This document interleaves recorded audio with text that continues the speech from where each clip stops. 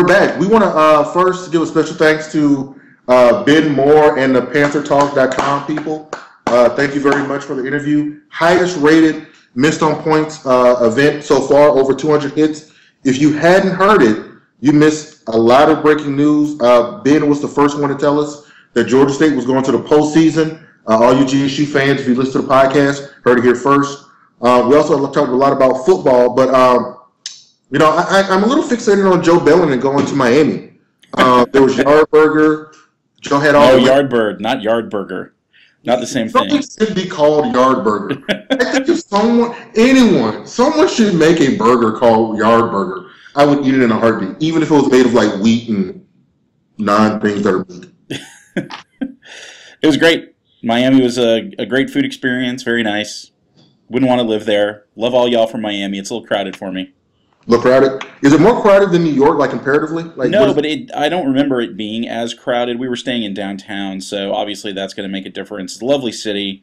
They need to build more highways. The traffic there was pretty horrible, and that's me talking. I live in Alpharetta, in Atlanta, which many people say has the worst traffic in America. But y'all's traffic is horrible. It is. It's terrible. It's terrible. Yeah, Atlanta's traffic's bad, but we don't have any water to worry about. But anyway, if y'all haven't listened to Eric's interview of Ben Moore, you should. If you're interested in Georgia State sports, I don't often say this kind of thing about Eric's opinions, but it's one of the better interviews you'll hear about Georgia State sports. Georgia State doesn't get a lot of coverage in the national media, doesn't even get a lot of coverage in the local media, and it's the most in-depth interview I've heard in a while with someone who actually knows what they're talking about. So check it out.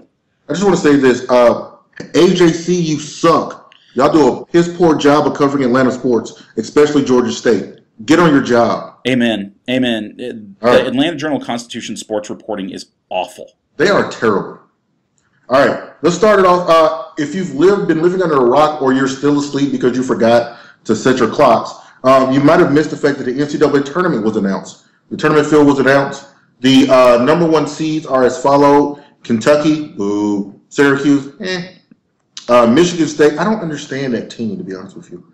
Michigan State and University of North Carolina are the four number one seeds, with Missouri, Kansas, Ohio State, and Duke as your number two seeds. Joe, you saw the brackets being unveiled.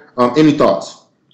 Well, I'll tell you what. We'll talk about our bet in just a minute, but the thing that really struck me is that I don't really feel like the bracket has as much representation of power teams as it used to. I've watched a bunch of late season college basketball. I have not been particularly impressed by almost anyone. And the number of teams that they read off that just didn't seem to me like they were traditional college powerhouses, what really struck me, and the other thing that struck me is the number of teams who have been college powerhouses that I look at and I say to myself, I don't really know that team is that good. A team like Syracuse, a team like North Carolina, who I watched lose today on what I think can only be described as a poorly coached end-of-game scenario, where you have the point guard taking a shot from the top of the key with 10 seconds left, with no seeming offensive plan. There's a lot of that going around. It just struck me as a down year for the NC2A, generally speaking, and it's a year where I don't feel like the big powerhouses are necessarily going to be the teams that decide the championship.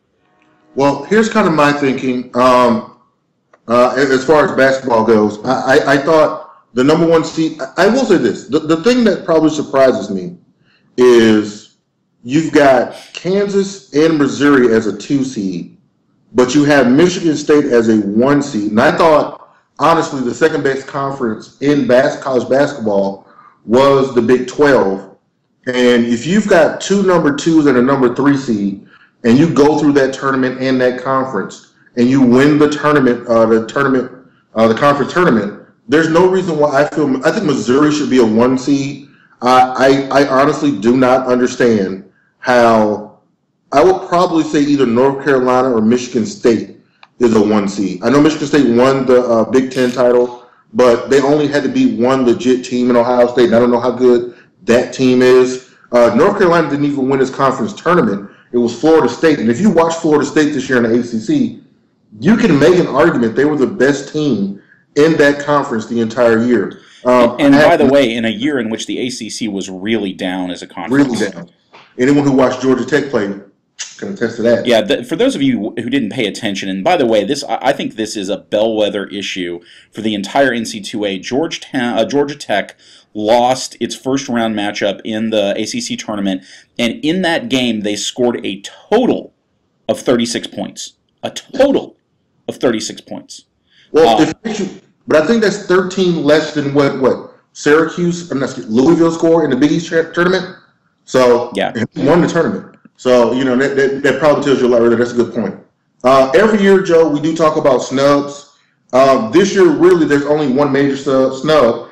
And I'll plug it again. If you listen to the Missed on Points podcast and you listen to the interview with Ben Moore, Ben told you that there are a lot of people who were concerned about Drexel's strength of schedule, and it looks like that's their ultimate undoing, as they don't make the tournament and Iona makes it in, even though Drexel had tied the longest winning streak in the country and was 25 out of the last 27 games.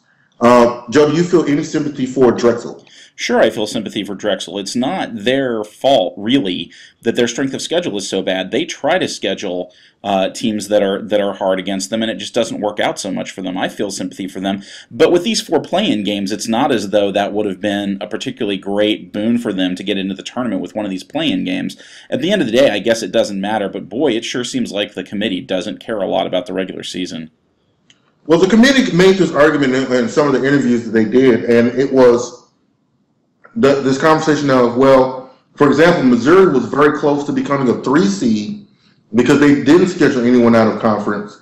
And I kind of feel like if you play in a major 6 conference that is the second best in the country and your out of conference schedule is a little shady, I don't think that really matters. When it comes to some of these mid-majors, and I think Ben kind of touched on it and I tend to agree, and ironically, us and Dick Vitale kind of agree that those schools don't get the kind of recognition or the kind of run that some of these other bigger schools get.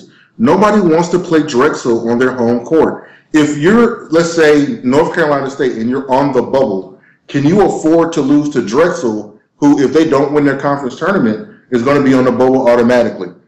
I think Drexel should have been in, but, hey, someone made a good comment about this. I don't forget who it was. When you talk about the bubble, you're talking about who should have played in the Ponsetto Bowl during the bowl week on ESPN. Right. I like Drexel, but I don't know if they can pull a VCU and make it all the way to the Final Four. We're not talking about, I think, teams that ultimately could win an NCAA championship, let alone win 2 or 3 games. But the committee is definitely encouraging, not directly, not intentionally, but indirectly encouraging teams to participate in this conference realignment that's going on in football. They're encouraging teams that want to be involved in big-time basketball to support the movement to bigger conferences so that they can say they have a better strength of schedule. This is all going in that direction, which is not really at all what I think that college basketball necessarily wants for itself. But there's no question that's true. Well, we're going to have our brackets. Eric and I are each going to fill out brackets. We're going to post them on our new website. If you haven't been there, it's www.MissedOnPoints.com, and we'll post. Each of us will post our brackets there. But let's do just a quick reaction, Eric. What do you think in terms of the 4 directions, as I like to call them, on the bracket? Southeast, West, Midwest. Anybody got a particularly easy road for you? Well, I always like to look at the top 4 seeds to kind of determine this. And when you look at the South, you've got Kentucky, Duke, Baylor, and Indiana. Yeah. And waiting for Kentucky is a matchup against UConn or Iowa State. And then a possible matchup with Indiana, who has already beaten Kentucky. Yep. You've got Baylor, who, we'll talk about in a second. And you've got Duke. Say what you want to say about Duke, but they're Duke, I guess. That's a really tough road. Clearly. The East is Syracuse, Wisconsin, Ohio State, and Florida State. And let me say this. Clearly, the tournament committee has an East Coast bias. That is a weak schedule. That is, in my opinion, Syracuse should easily get to the Final Four. I don't have very high hopes for Ohio State. I think, I forget the big man's name for Ohio State, but I think he's overrated. Florida State was the best team in the ACC in my opinion, but the ACC was down this year. How good were they? Wisconsin is, I guess. But this does hold Vanderbilt, which I know you wanted to talk about a little bit about. Yeah, Vanderbilt's the one team that people have been talking about so far, and it's really early. They just finished releasing the brackets a little over an hour ago. But Vanderbilt's the team that I look at and I say, this is a dark horse that's got a chance, to be in the Final Four and to be that really surprise team. They've definitely got the momentum coming out of the last part of the season. Their record is as good as anybody's, with the exception of a couple teams like Syracuse. But I think Syracuse is vulnerable. They tend to play poorly in big games. If you're Ohio State, you love the way that bracket sets up for you, but I don't know that I have a lot of confidence in them. I think Vanderbilt may be a big surprise. We'll see if I have the guts to really fill my bracket out that way. So I definitely think the South is the strongest. There's no question. If I'm Missouri, I love where I am in the West bracket. I love that, Michigan State is my big fear in that bracket, and I've got what seems to me like a pretty easy road to get there. You've got to beat Norfolk State. They're okay, but come on, if you're a real team, you beat them. Neither Florida nor Virginia scares Missouri. And then who's the highest seed at that point? Marquette. I don't know that they scare me either. It seems like a pretty easy road for Missouri State to be the number 2 seed in the Final Four, because you usually see at least one of those. No, I agree. I think the West is easy as well. You do have a matchup with Memphis, arguably, or St. Louis for Michigan State, but I agree the bottom half of that bracket opens up nicely for Missouri. In the Midwest, you've got this one is probably difficult too. You've got UNC, Kansas, Georgetown, and Michigan, along with Temple. You've got Alabama. You've got NC State. You've got St. Mary's, Purdue.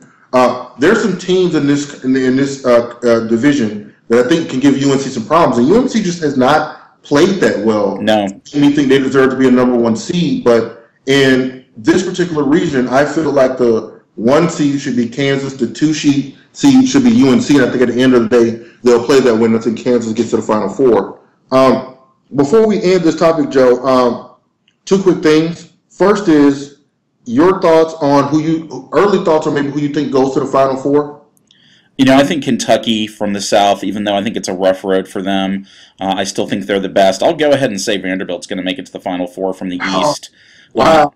I say Missouri. Yeah. The cojones. I just don't trust anybody in there. It's not that I think Vanderbilt are the killers in that region. It's just that I think they've got momentum. I think they're a solid team, and nobody else in that region really impresses me. I think the Jayhawks come from the Midwest, and I think Missouri comes from the West. And this leads me into we'll have to figure out exactly what our bet is going to be when we fill out our brackets. But I have a prop bet for you to determine whether or not you really have the guts. Here's my side bet. Okay. I believe there will be more upsets in the second round of the tournament this year than there have been in at least 10 years. Is there a way you can prove that? I can go back and find that. It's not hard. Okay. I'm saying chalk will lose in the second round more often than it has in the last 10 years. I disagree. I think where it gets brutal is the Sweet 16.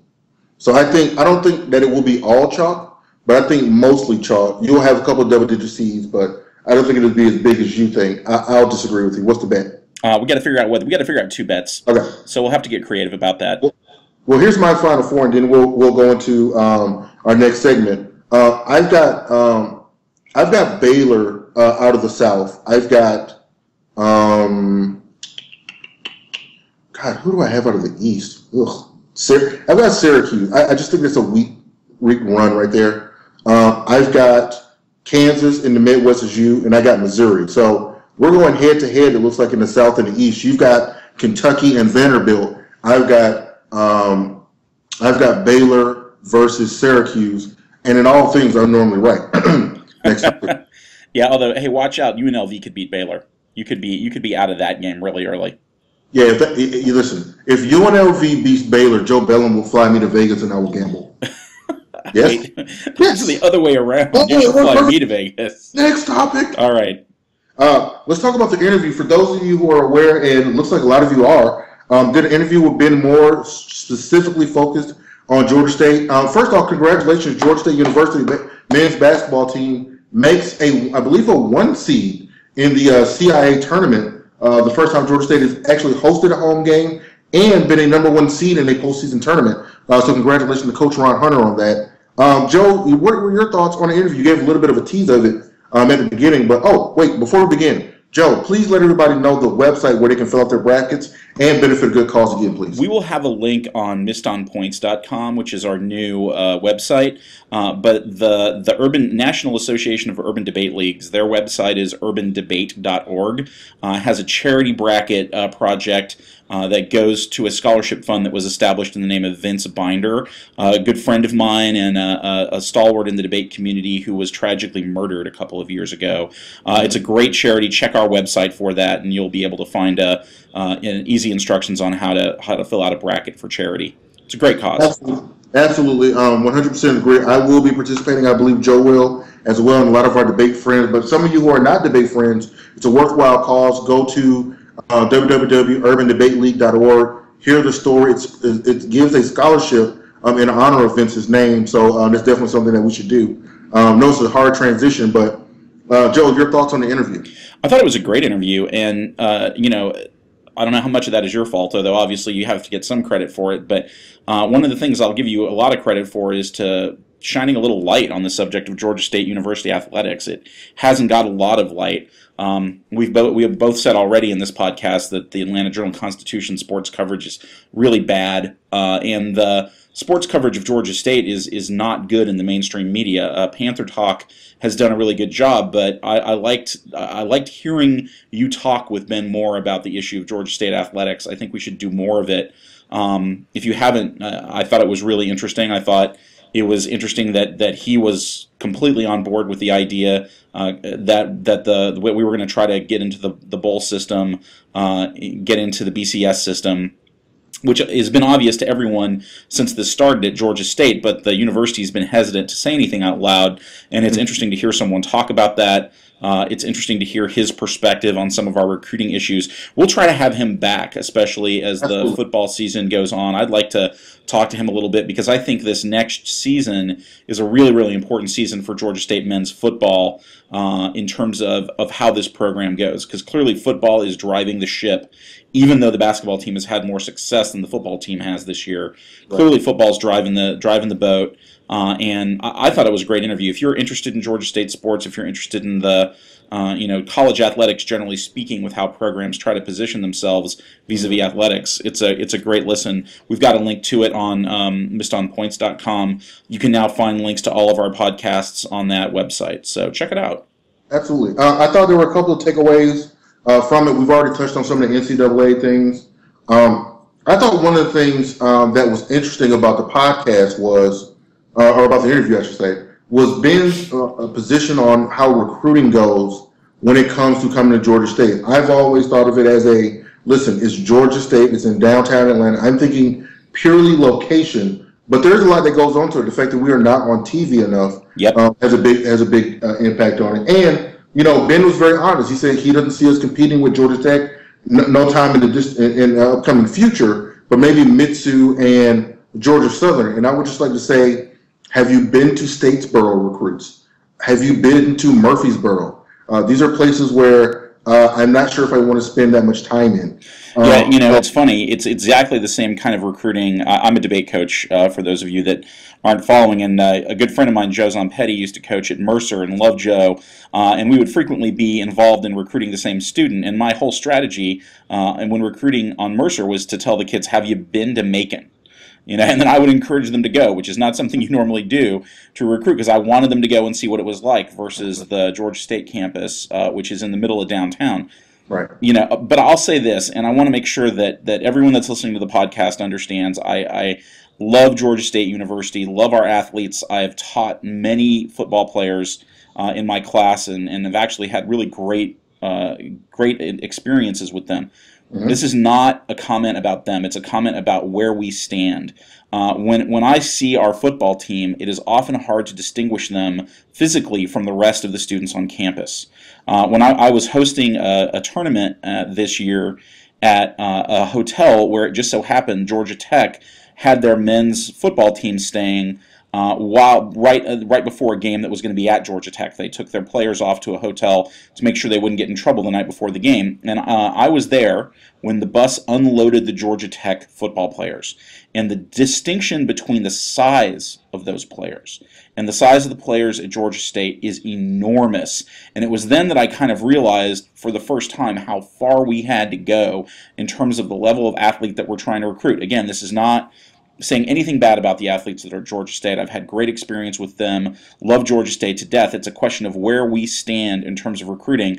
And I agree with you, Eric. I feel like we should be able to recruit at Georgia State, but the lack of a television contract, the fact that kids aren't going to see us as a path to the NFL, that's a big problem that we have to overcome. And it's obvious that's one of the reasons why we're trying to get in the FBS.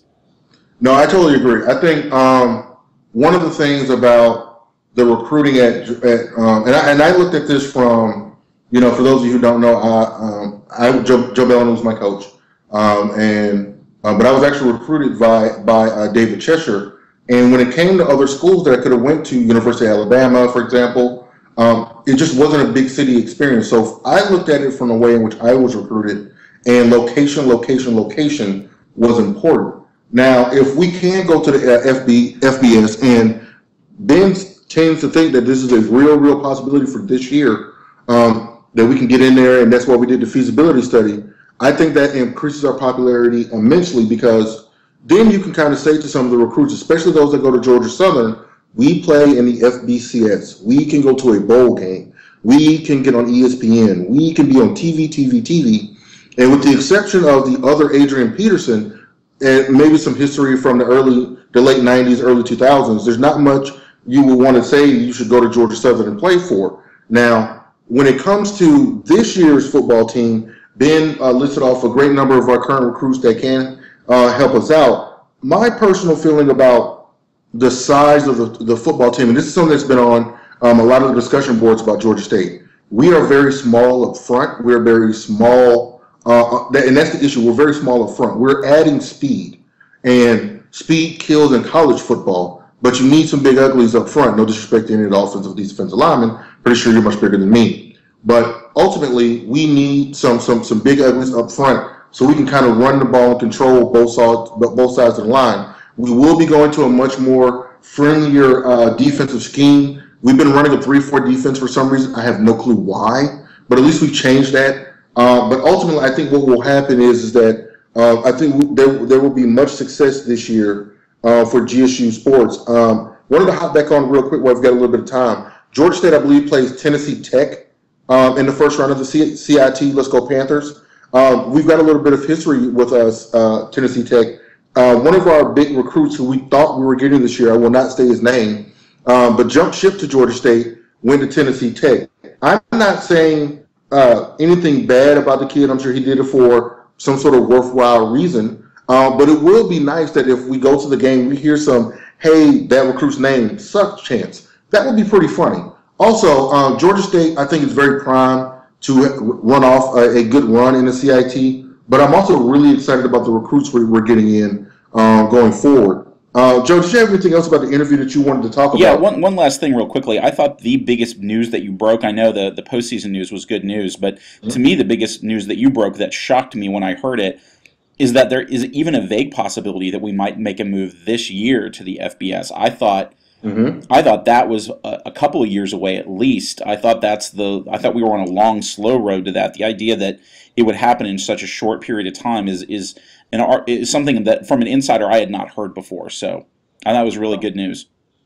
That was big time news there. I thought that it has been something that has been talked about, and unfortunately underreported by the AJC as usual. But it is something that I think will happen. Listen, if we go back to the Sun Belt, for those of you Georgia State fans who remember us playing in the Sun Belt Conference, we will be one of the biggest revenue producers for that conference because we're in a major market. We are in downtown Atlanta. It's one of the top 10 major markets in all of the United States. And so adding us to the fold would be a great benefit to them and also a great benefit to us. So I thought that too. Yeah, Ben was right on top of things when he discussed that information with us. What do you want to talk? Well, You got anything else you want to add to the show before we go to our new Nope. Our new segment? Let's go to our new segment. Oh, it's time. So, we've added a new segment. What I'm going to do is I'm going to ask Joe Bellon some questions. We're going to pick Joe's brain because Joe's much smarter than I am. He's called Dr. Bellon for a reason. That means he's not going to operate on you. I'm not that kind of doctor. There you go. But we're going to have all the production value. Rapid fire with Joe Bellon. And Joe, I'm going to ask you 7 questions. We have a soundboard. We have a soundboard. I'm going to ask you 7 questions in rapid fire succession. I want you to give me those answers as fast as you can. Are you ready? Do it. I said, are you ready? Oh, wait, you said do it. Sorry. All right, yeah, the soundboard was better than that. All right. All right. Okay. Number 1, do all 4 number 1 seeds make the Final Four? No, absolutely not. VCU made the Final Four last year. Will another major team get into the Final Four? I don't know yet. My initial instinct is no. I think a lot of the mid-major teams have been positioned. There's a lot of them, but they've been positioned a lot lower in the bracket. I don't see one of those so far, but I reserve the right to change my answer after I've had more time to look at the brackets. Terrific. It's called Rapid Fire for a reason. Number 3. Which of the top 4? The first number 1 seed to lose will be? Boy, the first number 1 seed to lose will Kentucky, be Syracuse, North Carolina. That's hard. Oh, that's rough. I'm going to say Syracuse. I disagree. I'm going Michigan State. Who's going to beat them? I believe I'm calling my shot now. I think they lose to UConn. Really? I think if your theory is right about chalk being bad in the second round, I think it starts with that kind of a loss. But Michigan State doesn't play UConn in the second round. Sorry, no, that's Kentucky. Whoops. Michigan State plays the winner of Memphis St. Louis. Memphis. Sorry, they lose to Memphis in the first. So you think the post Calipari era goes well for Memphis? At least one more game. Yeah, I think you're wrong. All right, but that's good. Whatever. Next, will GSU play in the FBCS next year? I'm going to say no. I hope I'm wrong, but I'm going to say no. I think we can't get it done that quick. If anyone's ever had any experience with Georgia State, one thing we know is our bureaucracy is slow and incompetent. I don't see it happening quickly. What about next year? There's probably a better. The year after that, I'll say yes. Okay. Georgia State men's basketball team went 21-11 this year, finished in the quarterfinals this year. Over under 19.5 wins next year. They're losing 6 seniors. Boy, I'm gonna have to say under. I'm not as familiar with our recruits, but it might be hard for us to repeat that. This is the best year we've had in a long time. I'm gonna have to go under again. I hope I'm wrong. I'm going under, but I say 19 wins. 6 over under 5.5 wins for the GSU football team this year. Assuming we stay in the same conference, we'll be playing in the CAA. Assuming we're staying in the same conference. Boy, I'm going to go under again. I think you hit the nail on the head. We have a size problem. That problem manifested itself a lot this year. We lost teams that we should not lose to. Until we correct that problem, we're going to continue to struggle. I think we're going to have trouble. I tend to be a pessimist. I am, after all, an Atlanta fan. So, again, I hope I'm wrong. Made up question, just thought of it. Will Georgia State University men's basketball team this year win the CIT? I'm going to say no. I think we'll make a run. I think we win several games, but I don't know if we win the CIT. Bucket, I say yes. Last question. Are bounties in the NFL a problem?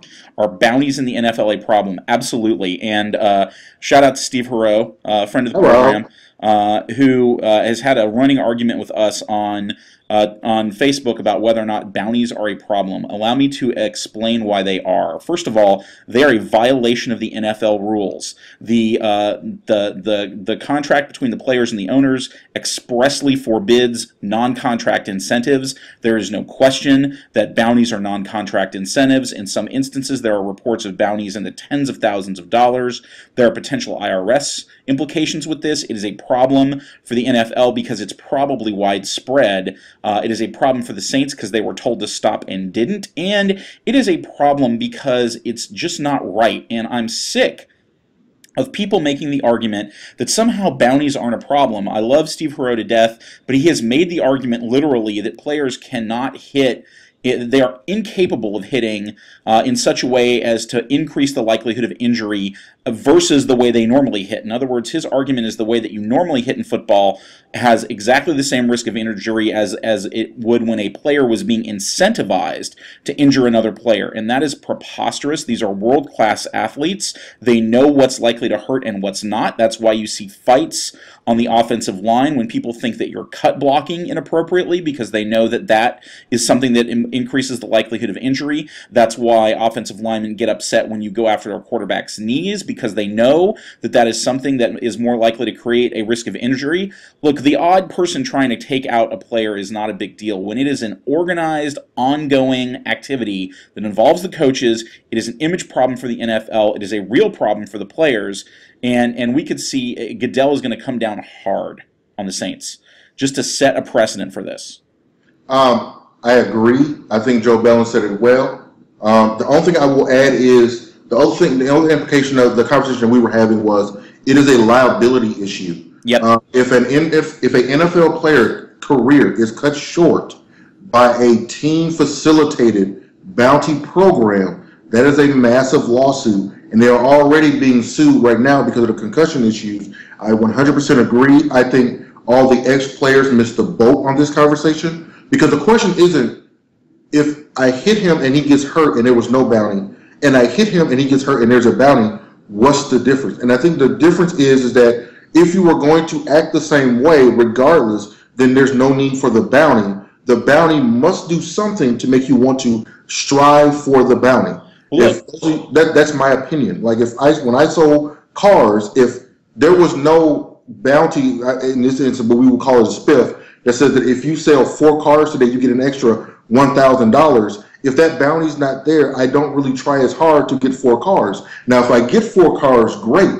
But if you give me an incentive before I start, I'm going to try to sell 4 cars. If you put a bounty on a player and I can get $10,000 extra before I get on the field, I'm going to try to injure him, and that is my point. Well, and not only that, let's not forget that this is the legal issue is driving the bus, and a bounty system is evidence of premeditation. That there is a non-zero possibility that there will be legal action that is taken on whether or not this constitutes assault.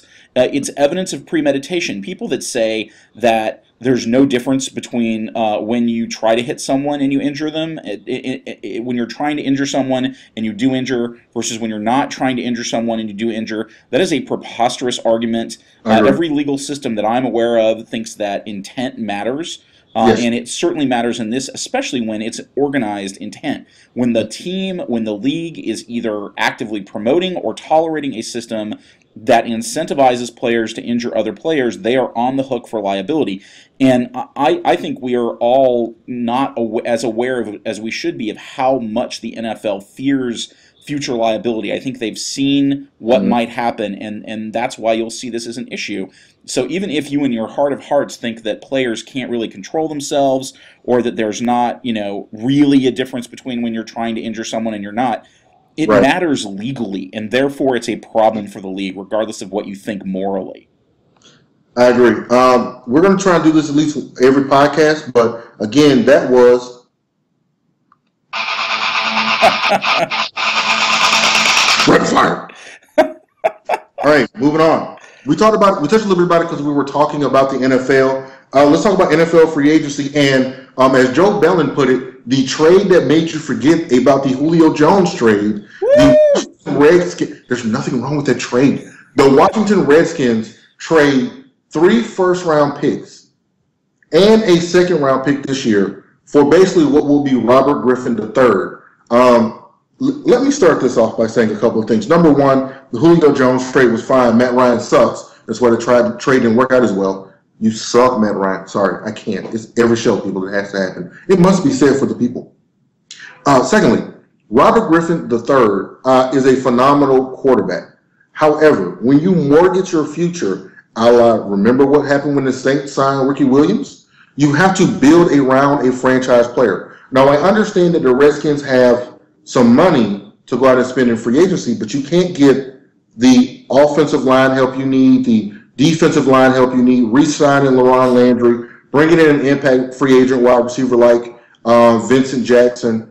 I think for the Rams, this is an awesome trade because you get to build up a team that has a lot of holes, and you inevitably one year could be picking first and second because the Redskins and the Rams are so terrible. Your thoughts, Joe? I think you're right about that. Look, when the Falcons made the Julio Jones trade, Mike Ditka was happy because it made people stop talking about the Ricky Williams trade. The Ricky Williams trade made people stop talking about the Herschel Walker trade. And now, thank God, the RG3 trade is going to make people stop talking about Julio Jones.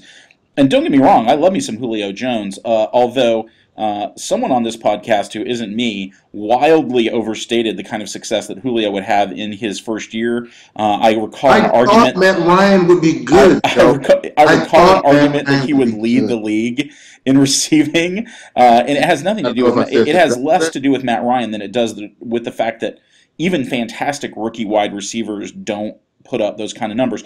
But the Julio Jones trade may turn out to be a solid trade. The thing I think people need to understand, there's two things they need to understand about this RG3 trade. One of them Eric has already said, and that's that the Rams are getting a fantastic deal. If you're a Rams fan, and I'm sorry if you are, that you've suffered as much as Falcons fans have, except that you have a Super Bowl. If you're a Rams fan, you've got to think this is a fantastic move for you.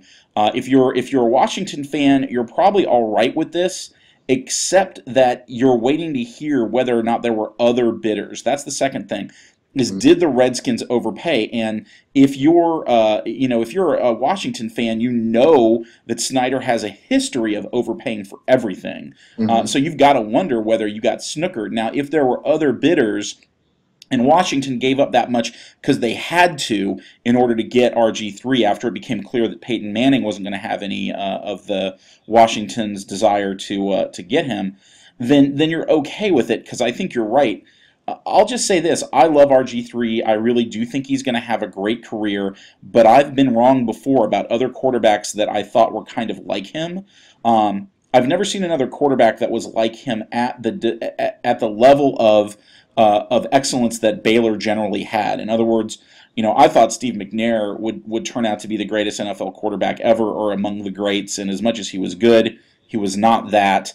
I've been wrong about several of these, what I perceived as really talented, really athletic, really accurate quarterbacks who were also mobile. None of them ever played as well at such high stakes as RG3. So if you're a Washington fan, it's not that you're so depressed. You just wonder whether or not you got snookered. And if you're a St. Louis fan, man, this is a great day for you if you handle this draft well. Here's the question I have for you. What type of quarterback does RG3 need to be in order for him to justify this trade? I think he needs to be in his career, and by that I mean, let's say the next 8 years, he needs to be a top 10 quarterback. Not initially, he doesn't have to be that way, for the first 2 or 3 years. But if year 4, he's still, in the low 20s, it's a bad trade. If year 4, he's risen and he's even like 12 or 11, then every Washington fan is going to be happy about that. If he turns out to be a regular top 10 quarterback, then you really feel like you've gotten a good trade. And if he can bring consistency to that position in Washington at a high level of performance, he doesn't have to be top 5. He doesn't even have to be top 8. He just has to be top 10, maybe top 12, and you feel like and provide consistency, and he probably is worth it. Not objectively, but just within the context of Washington, because they've had so much trouble. I personally think because of the magnitude of the trade, you're talking not 1, not 2, but 3 first-round draft picks. And my assumption is that the Redskins will be drafting in the top 12 next year at least. He would have to. He has to bring them a Super Bowl, and he has to do with them relatively quick. At least get to the Super Bowl, because think about it this way. Let's just pick. I'm gonna pick randomly 3 players who were drafted not number 1 overall, but who were in the top 12. Imagine that if the St. Louis Rams had gotten a package of players that looked like this. Ready? Jake Long, Patrick Willis, and Adrian Peterson. Yeah, I mean, I see where you're going with that. Let me just for a second put on the hat of a Washington fan. Oh my God. And I can't believe I'm doing this because... Everybody stop. Joe Bellon hates the Redskins, so the fact that he's actually putting on a fictitious Redskins hat is a moment that we should all like. If I were wearing the Washington hat, the minute after I got done demanding that they change the mascot name for that team because it's racist and ridiculous. But anyway, if I'm a Washington fan, Eric, here's my response to your argument. You say it's a problem because we gave up all these great draft picks. As a Washington fan, I say, why is that a problem? We never do a good job with our draft picks anyway. If we make one great, you're assuming that we would take those picks that we're trading away and we would get good quality players with them. As a Washington fan, I don't have a lot of faith in my team's ability to do this. Before Arthur Blank and Thomas Dimitroff showed up, those were the kinds of arguments we made as Atlanta Falcons fans because we didn't think that our picks were worth much anyway. You know, during the Dan Reeves era, those picks were not worth anything. All we did was draft third-rate tight ends who couldn't catch. But if you're a Washington fan, you've got to say, yes, I understand your argument, but it's not like we're making great picks anyway with what we've got. You know, at least if we get RG3, we've got a good shot of him being an excellent quarterback, if not great. I don't think he has to get to the Super Bowl for them. Here's where I would disagree with. Here's where I would disagree with the Redskins fans, and the comparison to the Julio Jones trade. The assumption about the Falcons was that they will be picking in the bottom half of the first round, where you could get an impact player, but for the most part, you're looking for someone who's going to help your team who's not a superstar. Julio Jones has superstar qualities. I think Robert Griffin has superstar qualities. But if we revisit this trade in 5 years, and let's say Robert Griffin III is about as successful as Tony Romo is, but the St. Louis Rams get for this deal a franchise left tackle, like a Joe Thomas type left tackle, a Justin Blackman or a Dez Bryant, or a Julio Jones type wide receiver, and an impact player on defense like Patrick Willis, who was a 12th pick in the draft. That's going to make this trade look extremely bad, and I just kind of feel like that's a huge price to pay for one player, in my personal opinion. Well, I think we have to come back and revisit this trade because I want to see what the comparison is after the draft because I have a little something to say about the Tony Romo comparison. But anytime you talk about Romo, you're going to spend a long time talking about him because he's such a controversial figure. But that is my initial opinion about this. We'll see what happens on trade day. And if you're a St. Louis fan, maybe you don't have a lot of faith in your team's ability to execute this very generous package they've been given. But we'll see what happens. I mean, we should probably go back and do that exact same thing with the picks that the Falcons gave up for Julio Jones. All right, so let's go into a little bit of actual free agents. Peyton Manning has visited now Denver, and he's also visited Arizona. The word on the street is that these are his two top choices. Both the Seahawks and the Titans have tried to talk to him, and apparently his people are not giving them the time of day. He has said he may or may not visit with the Miami Dolphins.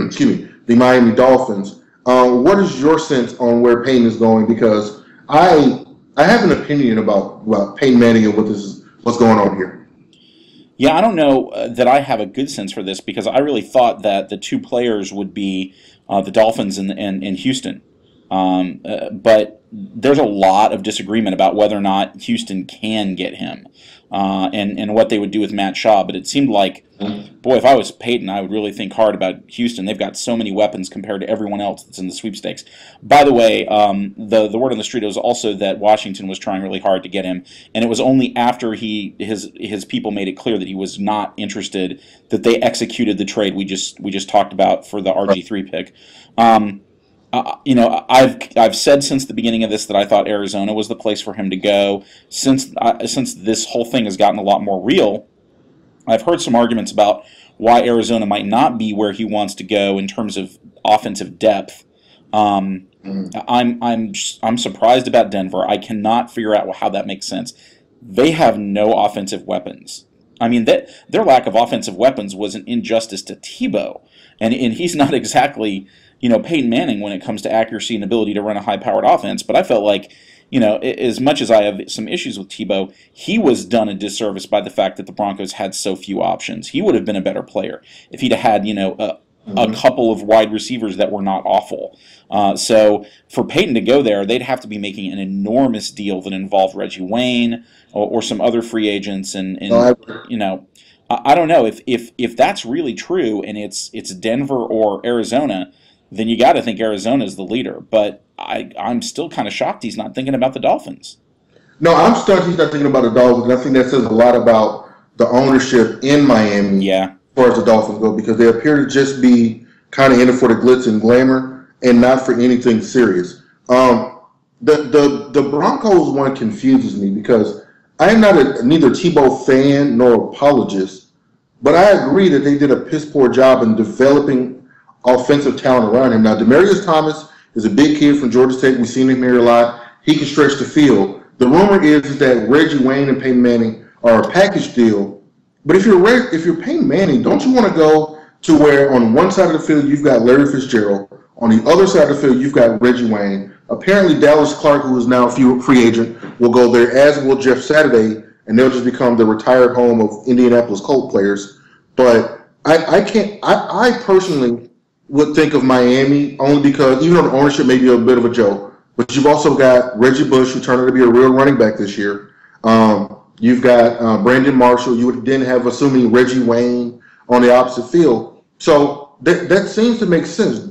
The Broncos are set up to be a team that is built around Tebow. They have no offensive weapons to speak of, and I'm not sure if that's the place you want to go now.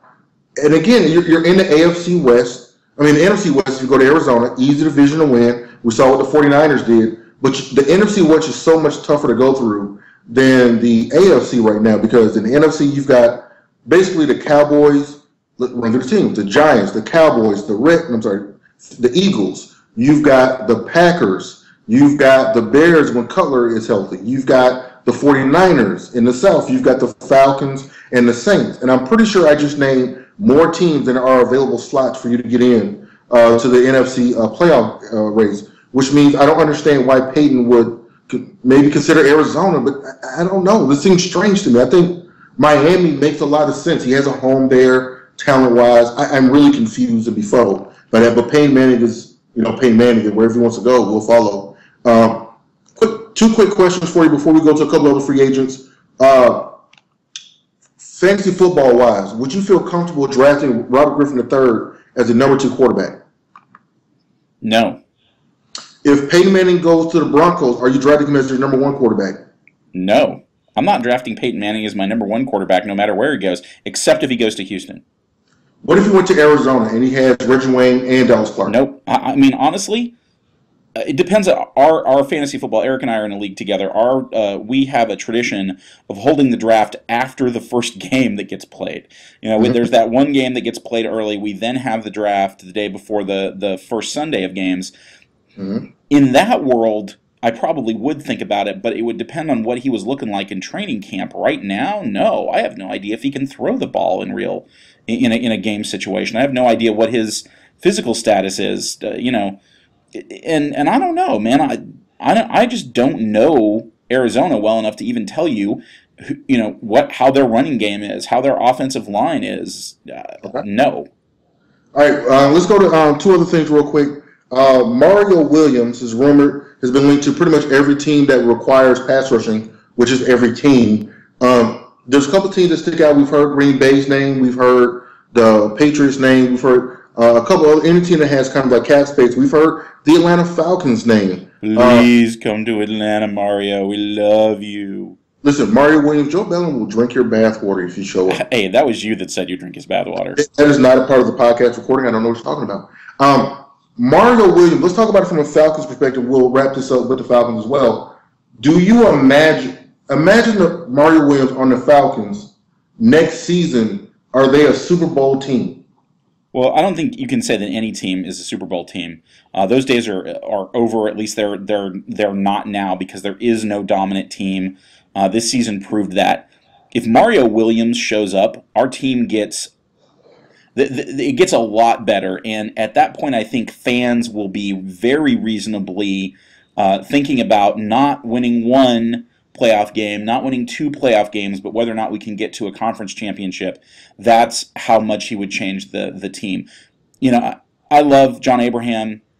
He has not been the John Abraham of old. He did not have a great season this year. If we had consistent pass rush, it would alter our team completely. I agree. I think the alternative is John Abraham, and I don't want to see that. Been there, done that. Nope. Getting Mario Williams, it appears, means we will lose Lofton, and this has been a big controversy for the Atlanta Falcons down here in the South, and this will be the last topic for football for now.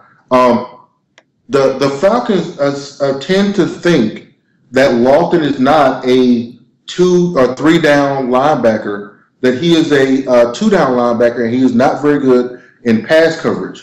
I kind of agree with that assessment, even though he was out there on third downs. The Falcons signed Lofo Tutupu.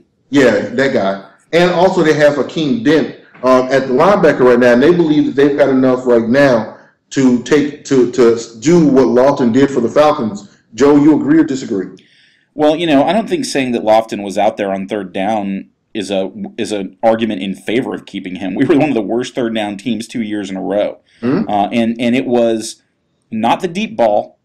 It was the mid-range ball that found holes in our zone, and those kind of zone holes are almost always the fault of the linebacking core. So, and it just drove me nuts to watch this happen all the time. I could have told any Falcons fan with any football experience, could have told any team playing us that on third down, they throw to the soft parts in the mid-range of the zone and you will get a first down. That's always what happened. Mm-hmm. Now, I like Lofton a lot. I'm not sure that he was our great linebacking hope.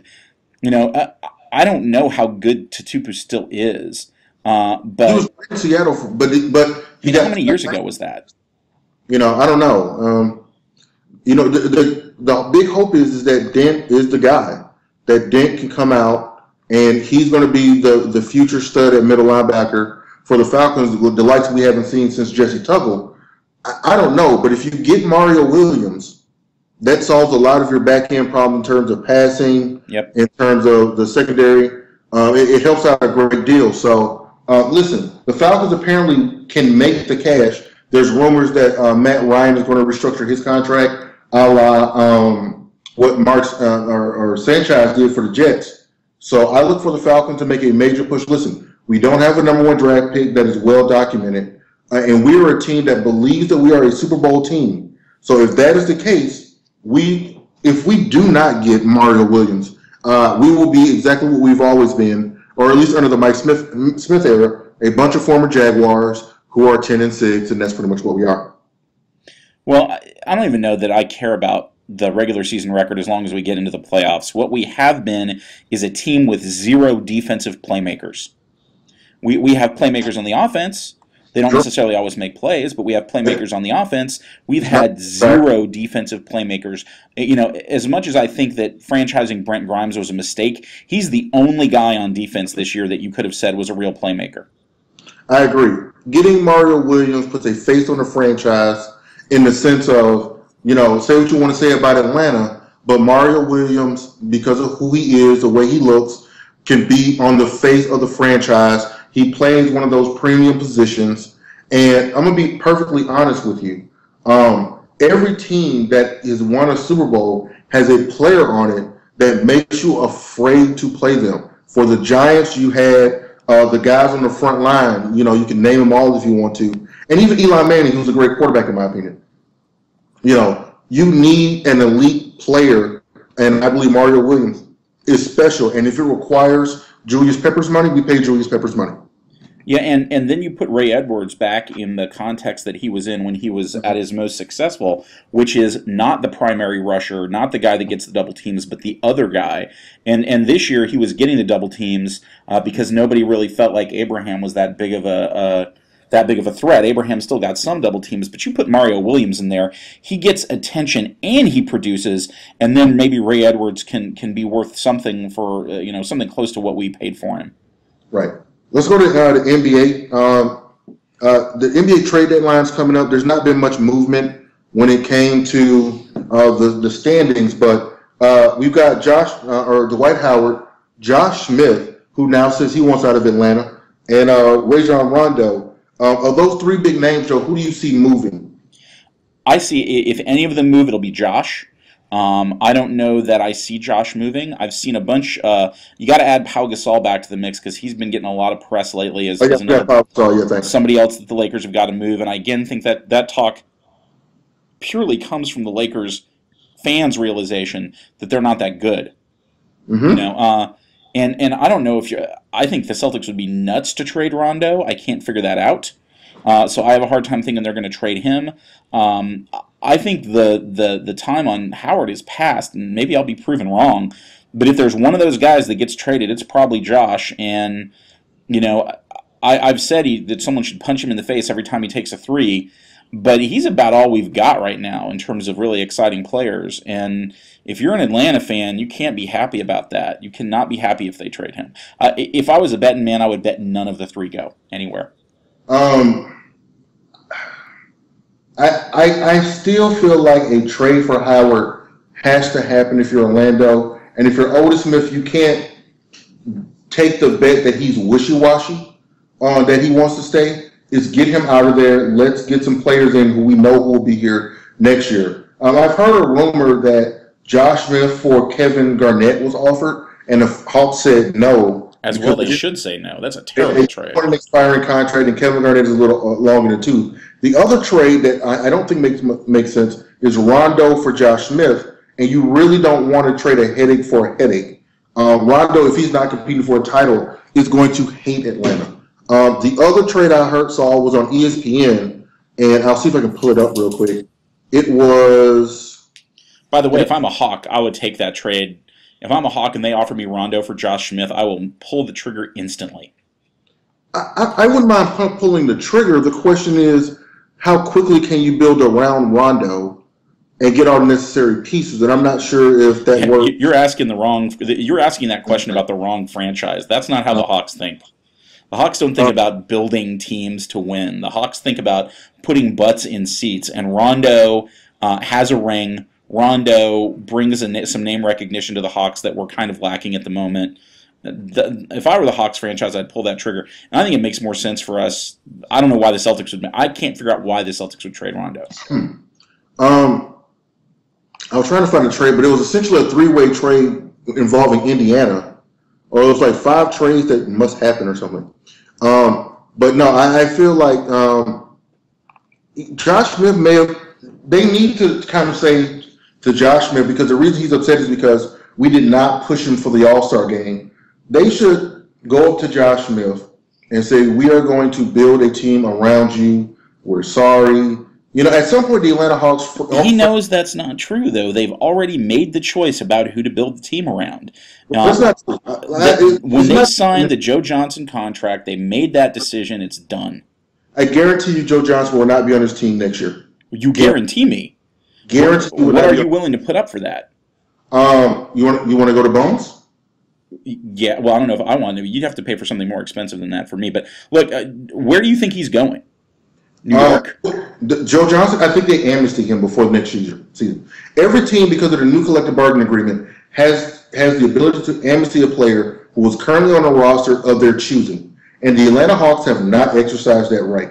And the only person that makes financial sense is to amnesty Joe Johnson. If you amnesty him, his contract comes off the books instantly. You still have to pay him, and if you're the Hawks, that's what you get for signing him. But you do not have him on the books. Yeah, you forget who owns us. Yeah, look, that move makes a ton of sense. They won't make it because they'll still have to pay him. Now, the problem with it is, and I will say no, and this is why I will say no.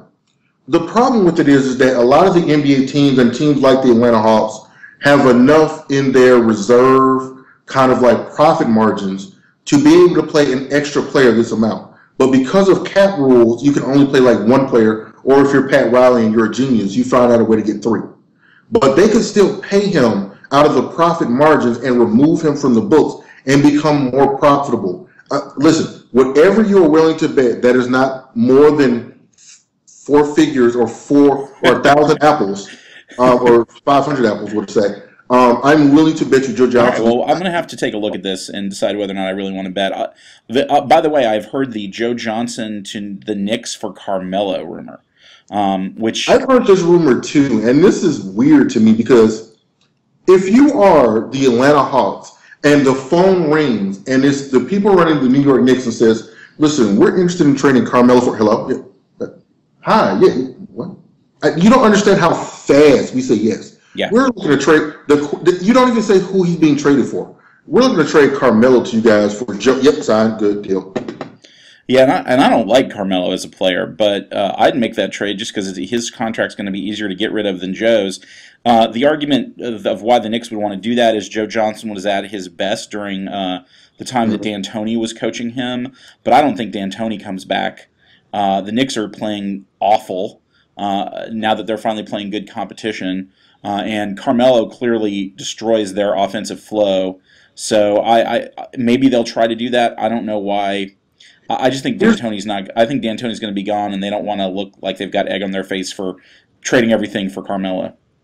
Here's the three-way trade that ESPN was talking about: Rajon Rondo, Brandon Bass to Indiana, Darren Collison and Josh Smith to Boston, Jermaine O'Neal and Roy Hibbert to the Atlanta Hawks. The assumption is that the Hawks adding Hibbert finally gives them a legit center, which allows Horford to go to power forward and gives them money under the cap for the team. Rondo goes to Indiana, which I'm sure he will hate. Yeah. But the Celtics get younger and get rid of a head case. They get Collinson, who's a good point guard. Josh Smith can come in, and you could have a starting five with Collison, Ray Allen, Chris Paul, Josh Smith, KG.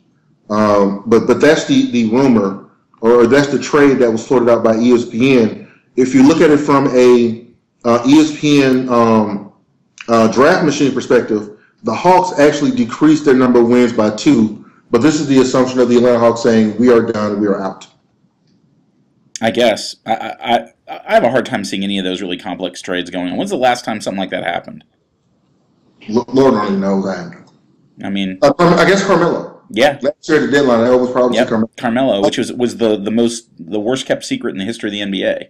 Agreed. But I think the thing is, if you look at the 4 players, Howard Smith, Rondo, and Paul Gasol, I think if you were ranking them in terms of who's moving first, or ranking them in terms of likelihood of being moved, I'm going Gasol, Howard, Smith, and Rondo last, because you're not going to find a top 5 point guard in whoever you trade Rajon Rondo for. I would agree with you, except I think Josh Smith is more likely to go than Howard. And the thing about Howard is, if he doesn't go anywhere and he becomes a free agent and he doesn't sign with Orlando, they got cap space. That's what they get. You got cap space, but you've got no team. So you lose Howard, but you're going to lose him anyway. And instead of being restricted by where he's willing to go and sign a long-term contract, you've got cap space that you can spend. Now, I don't know if that helps you in terms of convincing people to come to Orlando and play, but they may have made the decision that is better than any of the trade offers they've gotten for Howard. No, you might be right. I still feel you may have a valid point there, but gosh, I mean, whatever pieces I can get for him, I think I would get. Plus, I would still have the cap space. I don't know. So we've got a minute left here, Joe. We've talked about NBA free agents. I think we still agree that the Miami Heat are winning it all next year. This past week has been a pretty eventful week when it came to sports. What's your number one takeaway from everything you've heard this week on sports related? Well, to me, the big story is Peyton Manning. The NFL is always the biggest story. The biggest story right now is Peyton Manning. The biggest potential story is what happens with the Saints. The fact that Goodell hasn't said anything and the fact that March Madness has started has put that on the back burner. But the minute he comes down with a decision, it will go right to the top again. And the same thing will happen with Manning. The minute that he makes a decision, it'll go right to the top. And I'm a football fan, so I'm biased. But to me, those are the big stories. Everything else is secondary until, and I continue to make this prediction, it turns out that the NCAA tournament produces a lot of underdogs and then I think we'll see some real coverage of that, which might actually make it seem interesting. Yeah, I think the Saints are going to be buried until Peyton signs. I think Goodell wants good press before he brings out the bad press. And you notice how very little you heard about the 3 suspended players from the Broncos. Yep. Peyton was in Denver talking about it. I think that's a very good point. One of the things, and we got a little bit of breaking news. The NFL just released the salary cap for next year. It's $120.6 million. The cornerback, which is interesting for Falcon fans, the franchise number is $10.28 million. So pretty much right where everybody thought it would be when it came to franchising Brent Grimes. Now, hopefully, a lot of people are thinking they'll be able to sign him to a much more cap-friendly contract. But there's that particular number. I think the big news, and I don't want to agree with you with Peyton Manning. I think the big news right now is March Madness. I think that everyone is getting their sheets together. Everyone's getting the tournament together. It's like, the number one fantasy sport played probably because almost everybody plays some sort of bracket wager. And I think this year you've got a wide open field, and you could see some major upsets, as you pretty much already said. But I think the main news when he announces will be big, but for the entire week, I'm going with March Madness. Well, I'll tell you, you'll be able to tell what the answer to this is, because if Goodell decides to announce his decision vis-a-vis the Saints during one of the big March Madness pushes, you'll know that March Madness is actually a really big story. If he waits until some later time to do it, then you'll know that he doesn't think that March Madness is sufficient to push his story off of the front page. He does not want to make front page news. He wants to seem like he's doing something, but he doesn't want the media to have free time to talk about it. If he does that during March Madness, you'll know what his calculation about that is. And I agree, March Madness is a big deal. I've just been so disappointed with NC2A basketball. I think we're reaching a crisis point. But I'll be excited for the next few weeks about it as well. I suppose I would feel differently if Georgia State were in the dance. Yeah, we're definitely looking forward to Georgia State being in the dance soon. Hopefully we can get Ben Moore back on here. Hopefully sometime this week to give us a little bit of tidbits about Georgia State, who they're playing, their chances, and also NCAA tournament.